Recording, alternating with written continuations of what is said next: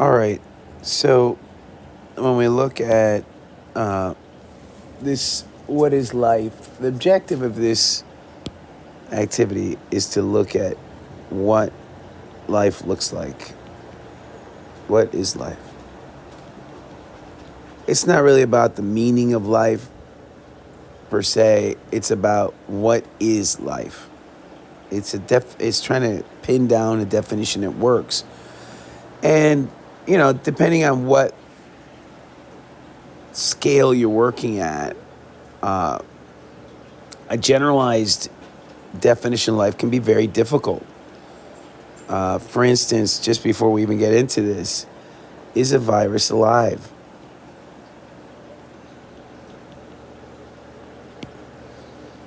Like that's a question that the scientists are still wrestling with. There are scientists that argue that viruses are alive.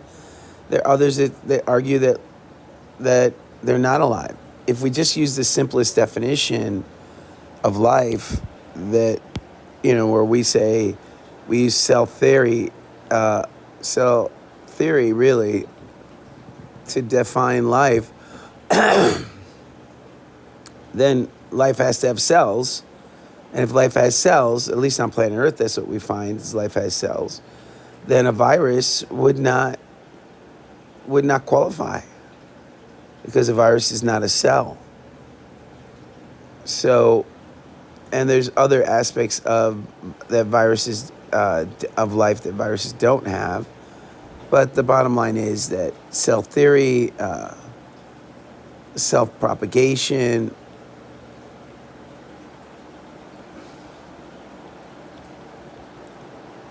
reproducing itself, managing energy,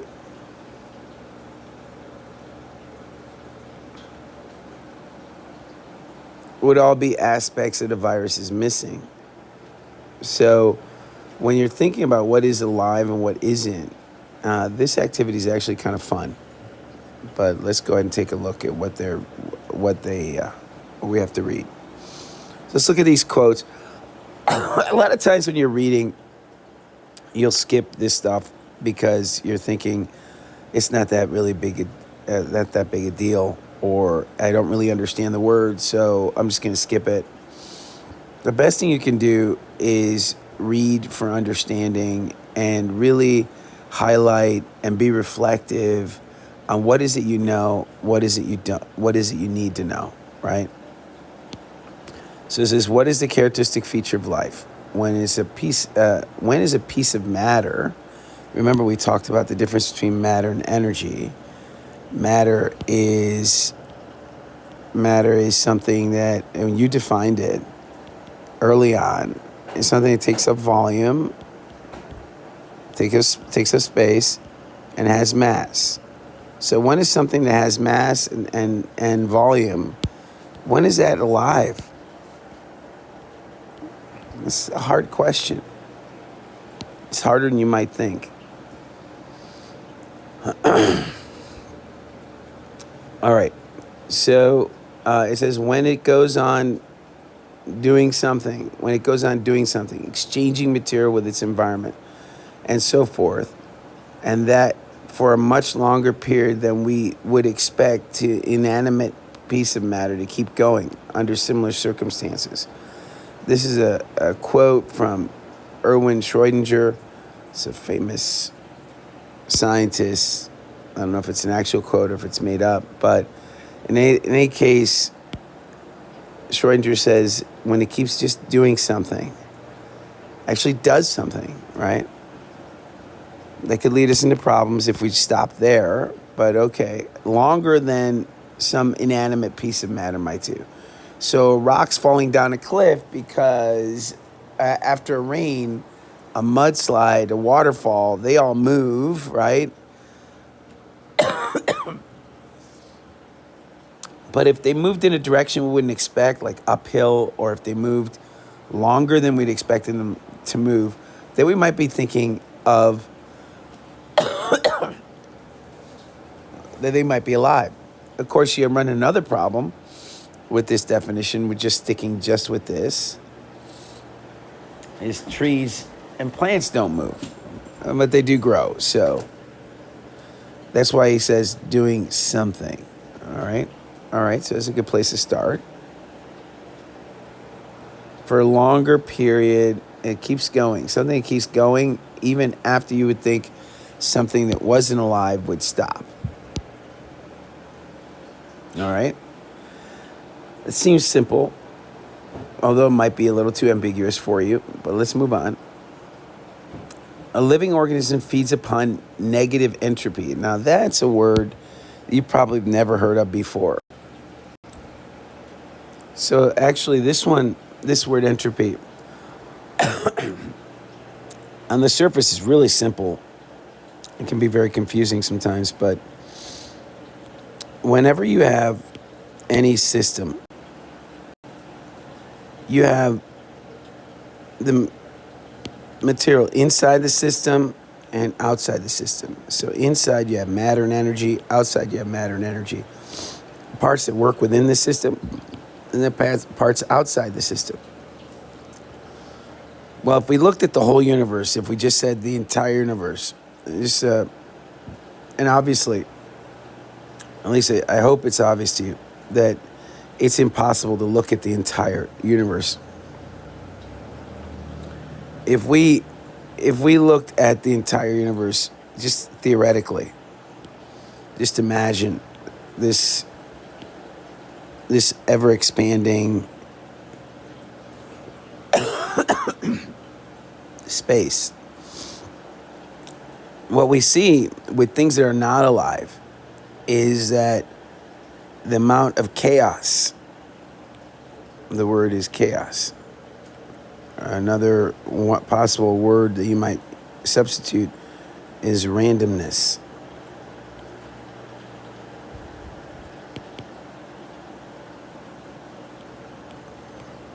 Or, sorry, I have to do this sitting in a chair and the dog keeps moving me around and I'm sick, so things aren't going to be as neat as I'd like them to be. The amount of randomness or disorder is another word you might be able to use.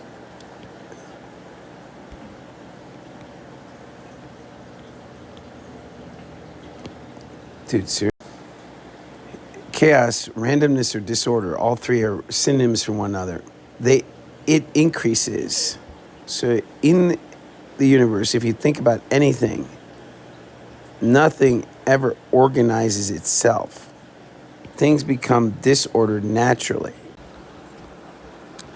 So when we're talking about disorder, think about,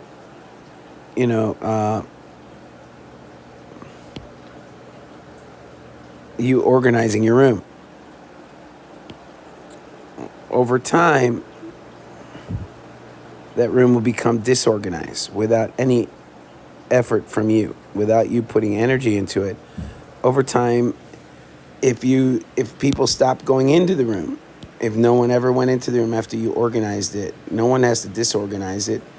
Over time, the cabinets will fall apart, right? The closets will fall apart. Things start to deteriorate, that they start to crumble. Think of the old Roman Colosseum or any number of things. Things just dissipate as long as they're not alive. Living things do the opposite.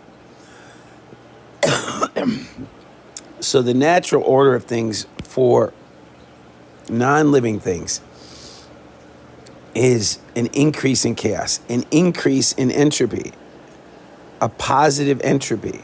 So delta, by the way, the Greek letter delta, which is a triangle, the Greek letter delta, that means delta. That is the letter delta. In science means change. So it means final minus initial.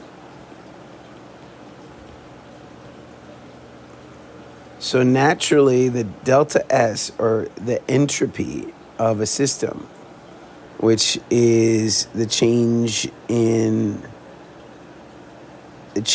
Q, where changing Q is the exchange in heat.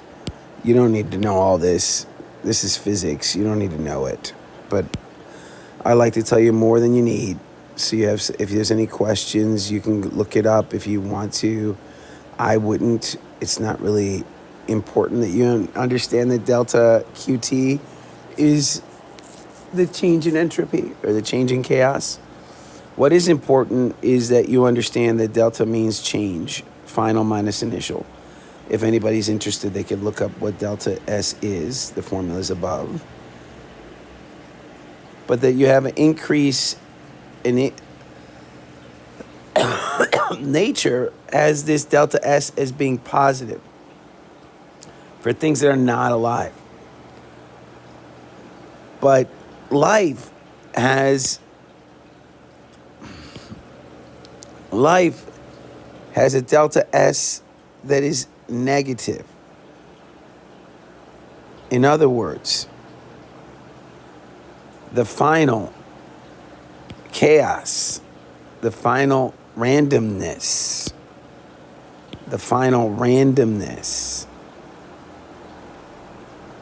is less than what it began with. So in other words, life has an increase in order. Life organizes matter.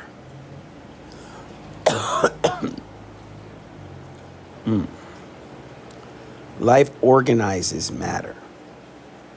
So where the net chaos of any non-living system is positive, so it increases. Life decreases chaos. Life increases order. Life organizes things. As you saw already when we looked at the organization of life and we looked at the different scales, and we said we started with atoms, and we went and we started looking at how life goes from atoms to molecules to from atoms to molecules to organelles, etc. Right? We went through that. We said the organization of life. Life, that's just the beginning. Life organizes at the molecular level. It organizes at the cellular level. It organizes across the board. And the way Schrodinger put it, life feeds upon negative entropy. So it feeds upon order. It maintains itself. And by the way, Schrodinger wrote a book. He is a physicist, and he wrote a book on what is life. He was an Austrian physicist who naturalized to Ireland, and he worked there working on quantum mechanics. But he says life is a fairly high level of orderliness, and which means a fairly low level or negative, right? Or negative amount of chaos. If you have a lot of entropy, a lot of orderliness, as you see here, that means you have a low level of entropy, or negative delta S. Change in entropy is negative because you're not increasing randomness, you're decreasing it. So what life does is it eats order, uses energy to create order. It makes everything around it less orderly in order to balance the forces of nature.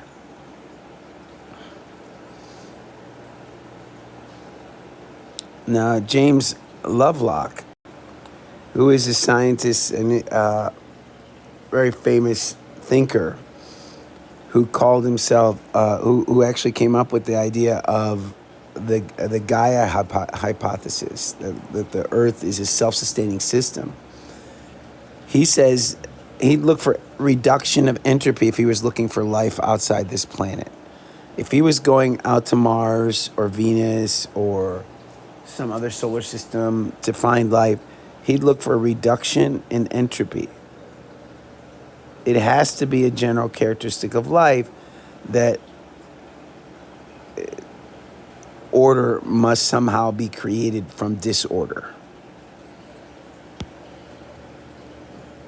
So all three of these, you see, so far are saying the same thing, all three quotes.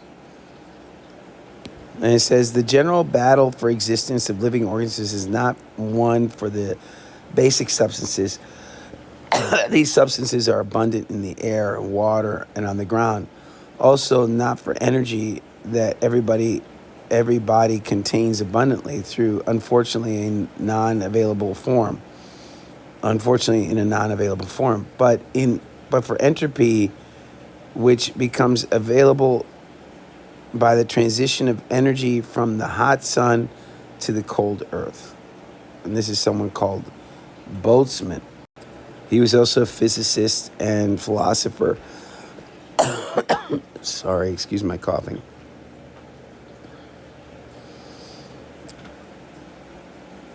This brings back to mind Ludwig's statement.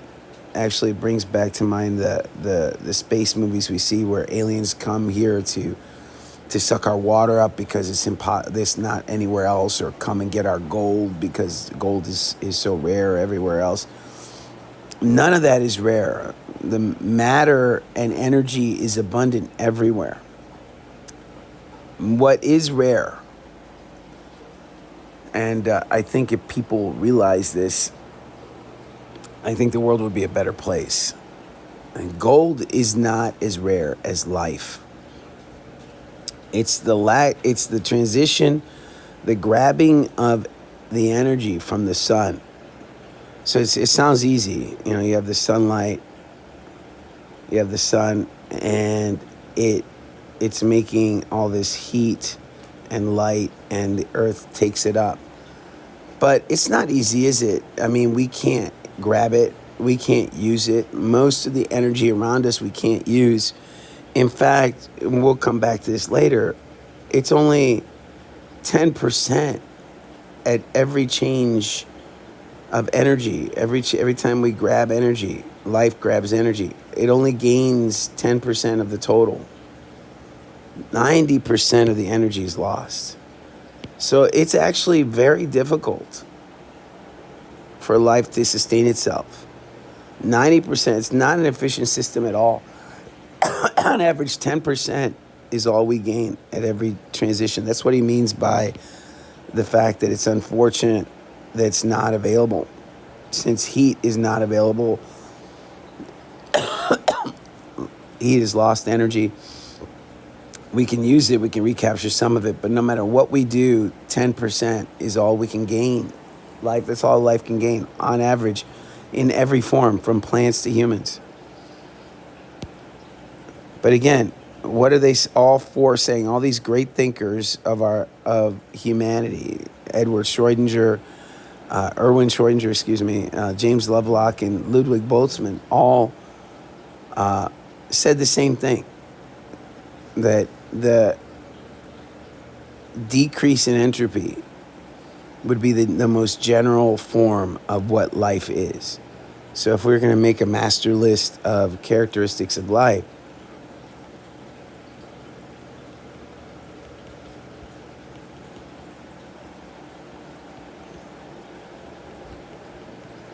number one would be a decrease in entropy, in delta S. That's number one. Or an increase in order. Life becomes organized. I know we've only gotten through this first introductory section, and we haven't gotten into the conversation between John, Dave, and Mary, which is the crux of this activity. But I'm going to stop here. So it's been 20 minutes. And I'm going to make these into sections. I'll go part by part. And hopefully these explanations, hopefully I'm tying it together with some of the stuff that we've talked about already, the organization of life, right? Some of the stuff that we haven't talked about yet, entropy as a general and chaos as a general idea. We've talked about cell theory as the idea that the cells are a basic unit of life. Some stuff we have not talked about is what is virus and is it alive? But we have said that order, we've actually stated that as one of the characteristics of life, that order is one of the characteristics of life. But it is one of the most general and one of the most important characteristics of life. So I'm going to stop here, as I said, and with these three great thinkers making their statements, and then I'll come back and do part one in a second in the next video.